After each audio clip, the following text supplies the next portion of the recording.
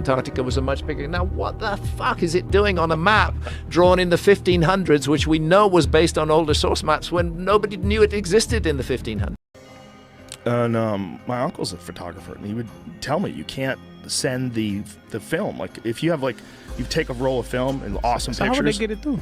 I don't know. I don't know what the fuck they did, but I know that some film has been damaged, or maybe it's an urban myth. Maybe find out if film got damaged by those radar things at the airport. X-ray. One of the things I find most striking is the presence of Antarctica on ancient maps, because we didn't discover it until 1820, and yet it's on maps drawn in the 1500s with great detail, which again were based on much older source maps that have now been lost to us.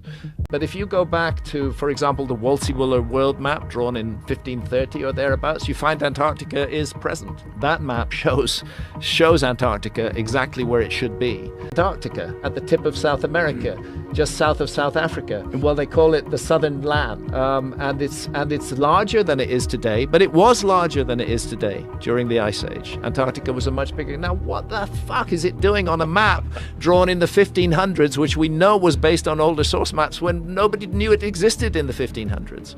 To me, the obvious answer is we are dealing with the fingerprints of a lost civilization that mapped the world and that left evidence of that mapping, which ancient map makers found and used and incorporated into their maps. These maps can be very confusing because they were trying to mix exploration data from their own period with data from the older maps. But when you look at these maps in depth, they're very, very intriguing.